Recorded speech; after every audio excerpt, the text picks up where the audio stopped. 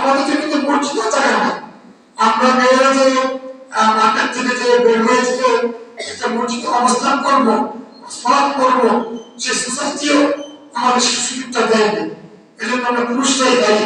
কারণ নবী মুহাম্মদ রাসূলুল্লাহ সাল্লাল্লাহু আলাইহি ওয়াসাল্লাম সময়ে প্রত্যেকটা মসজিদে মেয়েদের জন্য আলাদা জায়গার অবস্থান ছিল। অর্থাৎ আমাদের এটাও করা উচিত। হ্যাঁ, রাস্তাঘাটে যারা থাকে তারা পড়াশোনা শিখতে পারে না, মসজিদে শেষ করতে সে সুযোগটাও না। হ্যাঁ, আচ্ছা দেখেন আল্লাহ বলে বেঈমানদের কোন তোমাদের কারো স্ত্রী তোমাদের সন্তান তোমাদের শত্রু। আশ্চর্য, নিজের স্ত্রী নিজের সন্তান শত্রু। আল্লাহ বলে ফাহদারু, তাদের থেকে এমন থাকো, সাবধান থাকো। তাকে যদি ক্ষমা করে দাও, উপেক্ষা করো, ঠিক আছে এবার ক্ষমা করে দিন, মাফ করে দাও, আল্লাহ গফুর রহিম। এরপরে একটা দেখেন আল্লাহ বলেন ইন্নাল্লাহ আমওয়ালুকুম ওয়া আওলাদুকুম ফিতনা। তোমাদের সম্পদ, তোমাদের সন্তান তোমাদের পরীক্ষা শুরু, তোমাদের জন্য ফিতনা, ডেঞ্জারাস, ইটস এ ডেঞ্জারাস এবার টু সাবজেক্ট। আল্লাহ ইন্নাহু আজরুন আযীম, কিন্তু আল্লাহ তাআলার কাছে আছে এর চেয়ে বড় প্রতিদান।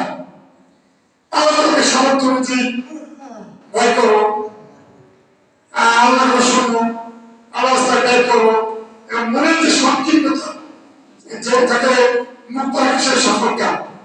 এতে তাফসীর ইবনে কাসীর তাবরানী মুসনাদ আহমদে আসছে, আল্লাহ তাআলা বর্তমানে বলেছে যে রাসূল সাল্লাল্লাহু আলাইহি ওয়াসাল্লাম বলেছেন, তাফসীর ইবনে কাসীর তাবরানী মুসনাদ আহমদে আছে, রাসূল মুহাম্মদ সাল্লাল্লাহু আলাইহি ওয়াসাল্লাম যাচ্ছে, হঠাৎ একজন সাহাবীর সাথে দেখা হয়ে গেল। তিনি তাকে সালাম দিলেন।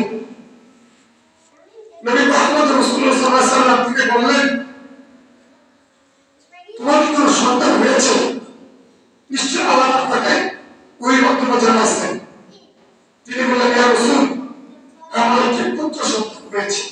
সূরা তাগাবুন কোরআনের 64 নম্বর সূরা তাগাবুন তো হারজি, কাল কিয়ামতের আগে হচ্ছে হারজি। কারণ কাল কিয়ামত হবে, কেউ জিতবে